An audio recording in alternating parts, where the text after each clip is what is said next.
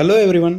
நம்ம இன்னைக்கு earn while you sleep அப்படின்ற ஒரு சீரீஸை ஸ்டார்ட் பண்ணியிருக்கோம். ஸோ இதில் ஃபர்ஸ்ட் டாப்பிக்காக என்ன பார்க்க போகிறோம் அப்படின்னா பேங்க்ல உள்ள டெபாசிட்ஸ் பற்றி தான் பார்க்க போகிறோம். ஸோ இந்த டாப்பிக்கில் என்னென்ன பேங்க் டெபாசிட் ஆப்ஷன்ஸ் இருக்குது, அதனுடைய இன்ட்ரெஸ்ட் ரேட்ஸ்லாம் என்ன மாதிரி இருக்குது, அப்புறம் இதனால நமக்கு என்னென்ன அட்வான்டேஜஸ் என்னென்ன டிஸ்அட்வான்டேஜஸ் அப்படின்றதெல்லாம் நம்ம பார்க்க போகிறோம். ஸோ இந்த ரிஸ்க் வர்சஸ் ரிட்டர்னை நம்ம அண்டர்ஸ்டாண்ட் பண்ணிட்டு அதுக்கேற்ற மாதிரி நம்ம இன்வெஸ்ட்மெண்ட்டை பிளான் பண்ணோம் அப்படின்னா ரொம்ப ஹெல்த்தியான இன்வெஸ்ட்மெண்ட்ஸாக இருக்கும். நமக்கு இப்போ ரிஸ்க்னா என்னன்னு பார்த்தீங்கன்னா பாசிபிலிட்டி ஆஃப் லூசிங் மணி அப்படின்னா, இப்போ நம்ம ஒரு அமௌண்ட் இன்வெஸ்ட் பண்ணுறோம் அப்படின்னா அதில் எவ்வளோ அமௌண்ட் லாஸ் ஆக சான்ஸ் இருக்குது அப்படின்றது தான் ரிஸ்க். அதே ரிட்டர்ன் அப்படின்னா என்னன்னா பாசிபிலிட்டி ஆஃப் ஏர்னிங் மணி, அதாவது நம்ம இன்வெஸ்ட் பண்ணுற மணிக்கு மேலே அடிஷ்னலாக எவ்வளோ ப்ராஃபிட் நமக்கு வரதுக்கு சான்ஸ் இருக்குது அப்படின்றது தான் ரிட்டர்ன். ஆக்சுவலாக இது வந்து எக்ஸாக்டான ஒரு டெக்ஸ்ட் புக் டெஃபினிஷன் கிடையாது, பட் இது வந்து ஒரு best way to understand. So எப்பயுமே ரிஸ்க் எவ்வளோ எடுக்கிறோமோ அதுக்கேற்ற மாதிரி ரிட்டர்ன்ஸ் இருக்கும். இப்போ நிறைய ரிஸ்க் எடுத்தோம் அப்படின்னா நிறைய ரிட்டர்ன் வர சான்ஸ் இருக்குது. ஸோ வேறு மாதிரி சொல்லணும்னு வச்சிங்களேன், இப்போ நிறைய மணி வேணும்னு நினச்சா நிறைய மணி போக சான்ஸ் இருக்குது. இதை நம்ம ஒரு 2 எக்ஸாம்பிள் வச்சு பார்க்கலாம். இப்போ மணியை வந்து ஒரு சேஃப்டி லாக்கரில் வச்சுருந்தீங்கன்னா ரிஸ்கே இல்லை, அதாவது மணி நமக்கு லாஸ் ஆக சான்ஸே கிடையாது. அதே மாதிரி மணி இன்க்ரீஸ் ஆகவும் சான்ஸ் கிடையாது. ஸோ இந்த இடத்துல பார்த்தீங்கன்னா ரிஸ்க்கும் கிடையாது, ரிட்டர்னும் கிடையாது. Zero risk zero return. So அதுவே மணியை வந்து ஃபிக்ஸட் டெபாசிட்டில் இன்வெஸ்ட் பண்ணீங்கன்னா ரிஸ்க்கும் லோ, ரிட்டர்னும் வந்து லோ. ஓகே, நம்ம ஃபிக்ஸட் டெபாசிட்னா என்னன்னு சொல்லி இன்னும் கொஞ்சம் நேரத்தில் பார்க்க போகிறோம். பட் வந்து ஸோ இதான் கிராஃப். இந்த கிராஃப் படி பார்த்தீங்க அப்படின்னா உங்களுக்கு இதான் ரிஸ்க்கு, இதான் வந்து ரிட்டர்ன். ஸோ உங்களுக்கு ரிஸ்க்கு அதிகமாக ரிட்டர்னும் பார்த்தீங்கன்னா அதிகமாகிட்டே போயிட்டு இருக்கு. ஸோ நம்ம இந்த ஏர்ன் வைல் யூ ஸ்லீப் சீரியஸில் லோயஸ்ட் ரிட்டர்ன்லேருந்து ஹையஸ்ட் ரிட்டர்ன் வரைக்கும் உள்ள ஃபேமஸ் இன்வெஸ்ட்மெண்ட் ஆப்ஷன்ஸ் எல்லாத்தையுமே நம்ம வந்து பார்க்க போகிறோம். பேங்க்ஸில் வந்து பார்த்தீங்கன்னா மேஜராக 2 டைப்ஸ் ஆஃப் டெபாசிட்ஸ் இருக்குது. ஒன்று வந்து டிமாண்ட் டெபாசிட், ஒன்று வந்து டைம் டெபாசிட். அதாவது டிமாண்ட் டெபாசிட் அப்படின்னா நம்ம எந்த டைம்னாலும் அதை வந்து டெபாசிட் பண்ணிக்கலாம், எந்த டைம்னாலும் வித்ட்ரா பண்ணிக்கலாம். டெபாசிட் பண்ணுறதுக்கும் நிறைய ஆப்ஷன்ஸ் இருக்குது, வித்ட்ரா பண்ணுறதுக்கும் ஏடிஎம், செக்கு, அது மாதிரி நிறைய ஆப்ஷன்ஸ் இருக்கு. ஸோ இதுவே டைம் டெபாசிட்ஸ் அப்படின்னா இப்போ நம்ம அந்த டெபாசிட் போடுறதுக்கு முன்னாடியே எவ்வளோ டைம் வந்து இதை வச்சிருக்கணும் பேங்க்ல அப்படின்னு சொல்லி நம்ம சொல்லிடுவோம். அந்த டைமுக்கு முன்னாடியே நமக்கு ஏதாவது எமர்ஜென்சிக்கு தேவை அப்படின்னா அதை எடுக்கும்போது நமக்கு பெனால்ட்டி வரும். ஸோ இந்த டிமாண்ட் டெபாசிட்ஸ்ல பார்த்தீங்கன்னா கொஞ்சமாக இன்ட்ரெஸ்ட் வரும், இல்லை ஒரு சில அக்கௌண்ட்ஸில் சுத்தமாக இன்ட்ரெஸ்டே வராது. பேங்க்ஸில் தர பெஸ்ட் இன்ட்ரெஸ்ட் ரேட் வந்து இந்த டைம் டெபாசிட்ஸ்க்காக தான் இருக்கும். ஏன்னா நீங்கள் வந்து அந்த குறிப்பிட்ட பீரியட் வந்து அந்த பணத்தை எடுக்க மாட்டீங்கல்ல, அதை வந்து மற்றவங்களுக்கு லோனாக கொடுத்து பேங்க் வந்து ஈஸியாக சம்பாதிக்கிறதுக்கான சான்ஸாக இருக்கும். ஸோ இந்த டிமாண்ட் டெபாசிட்ஸில் பார்த்தீங்கன்னா ஒரு அக்கௌண்ட்ல இருந்து இன்னொரு அக்கௌண்ட்டுக்கு ஈஸியாக ட்ரான்ஸ்ஃபர் பண்ணிடலாம், நெஃப்ட், ஐஎம்பிஎஸ், இல்லை கூகுள் பே. ஸோ இதே வந்து பார்த்தீங்கன்னா அந்த டைம் டெபாசிட்ஸ்ல இருந்து நம்ம எதுவுமே ட்ரான்ஸ்ஃபர் பண்ண முடியாது. ஓகே, ஃபர்ஸ்ட் நம்ம டிமாண்ட் டெபாசிட்ஸ்னா என்னன்னு பார்த்துடலாம். டிமாண்ட் டெபாசிட்ஸ்ல savings account and current account தான் பிரைமரியா யூஸ் பண்றது. ஸோ சேவிங்ஸ் அக்கௌண்ட்ஸ் வந்து பார்த்தீங்கன்னா மெயினா வந்து இண்டிவிஜுவல்ஸ்க்கு யூஸ் பண்றது. ஸோ இதுல இருக்க மணி யூஸ்வலாக பார்த்தீங்கன்னா 3 to 4% இன்ட்ரெஸ்ட் போட்டு நமக்கு வந்து குவார்டர்லி அல்லது ஹாஃப் இயர்லியா வந்து அந்த அமௌண்ட் இன்ட்ரெஸ்ட் அமௌண்ட்டை வந்து நமக்கு கொடுத்துருவாங்க. ஸோ இதில் வந்து நம்பர் ஆஃப் டைம்ஸ் வந்து மணி எடுக்கிறதுக்கு இல்லை மணி போடுறதுக்கு பார்த்தீங்கன்னா ஒரு லிமிட்ஸ் இருக்கும். இதே வந்து பார்த்தீங்கன்னா இந்த சேலரி அக்கௌண்ட் அப்படின்னு சொல்றதும் சேவிங்ஸ் அக்கௌண்ட்ன்ற சப் டைப்ல தான் வரும். அதனால சேலரி அக்கௌண்ட்டுக்கு பார்த்தீங்கன்னா சேவிங்ஸ் அக்கௌண்ட்ல என்னென்னலாம் பெனிஃபிட்ஸ் இருக்கோ எல்லாமே கிடைக்கும், ப்ளஸ் அந்த சேலரி அக்கௌண்ட்டோட எக்ஸ்ட்ரா பெனிஃபிட்ஸ் வந்து கிடைக்கும். ஸோ கரண்ட் அக்கௌண்ட்னா mainly for friends and business. So இதில் நம்ம போடுற மணி வந்து இன்ட்ரெஸ்டே வராது, எவ்வளோ நாள் ஆனாலும் அப்படியே தான் இருக்கும் அந்த அமௌண்ட்டு. ஸோ இது வந்து எதுக்கு மெயினாக யூஸ் பண்ணுவாங்க அப்படின்னா பிஸ்னஸ்க்கு தான்.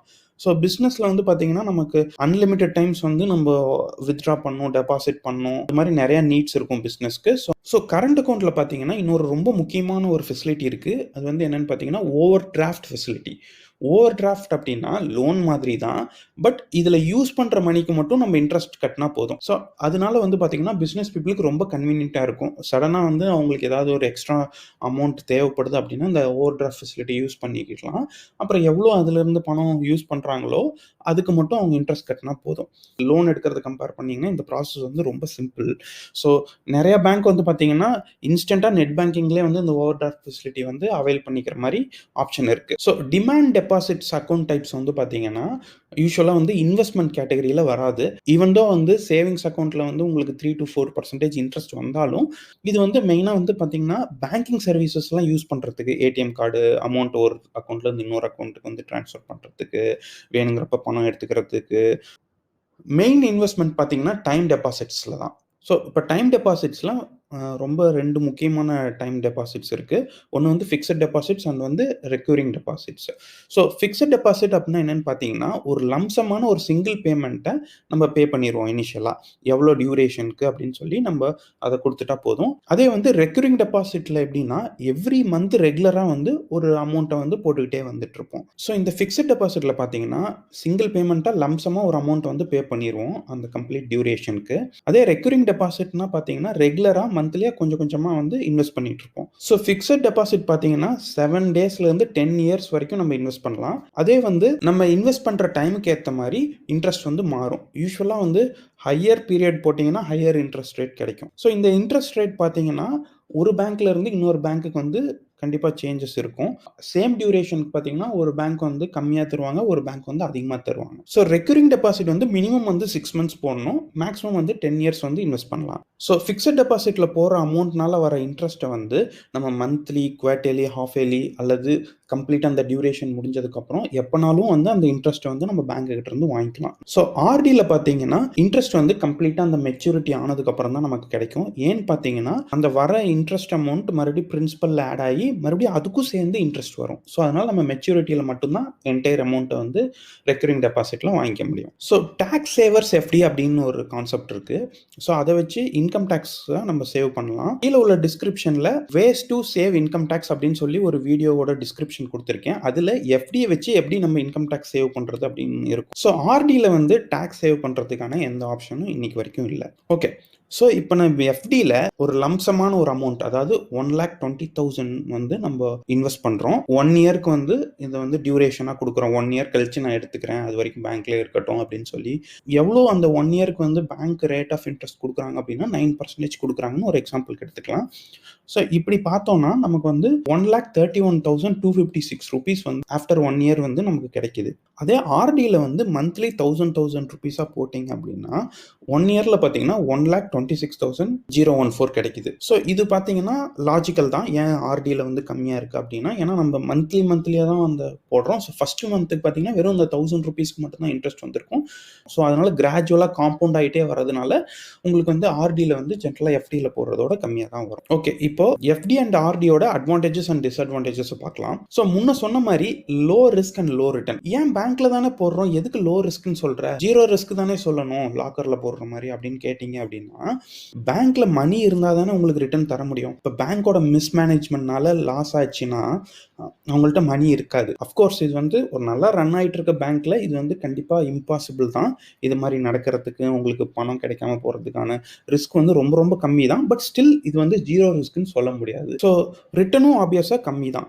ஸோ எஃப்டி இன்ட்ரெஸ்ட் ரேட் வந்து டைமுக்கு டைம் மாறிக்கிட்டே இருக்கும். ஆர்பிஐ குடுக்குற ரேட்டுக்கு ஏத்த மாரி வந்து டைமுக்கு மாறும். பட் வந்து பார்த்தீங்கன்னா, மத்த இன்வெஸ்ட்மென்ட் ஆப்ஷன்ஸ கம்பேர் பண்ணி பார்த்தீங்கன்னா, எஃப்டில வர இன்ட்ரெஸ்ட் கண்டிப்பா ரொம்ப கம்மி. ஸோ நீங்க இன்வெஸ்ட் பண்ணும்போதே உங்களுக்கு எவ்வளோ அமௌண்ட் இந்த பீரியட் ஆஃப் டைம்க்கு அப்புறம் வரும்ன்றது கிளியர் கட்டா தெரியும். ஒரு சில இன்வெஸ்ட்மென்ட் ஆப்ஷன்ல அந்த கேரண்டி கிடைக்காது நமக்கு. ஸோ இதுல நம்ம ஏர்ன் பண்ற இன்ட்ரெஸ்ட் பார்த்தீங்கன்னா, இதுக்கு டாக்ஸ் போடுவாங்க.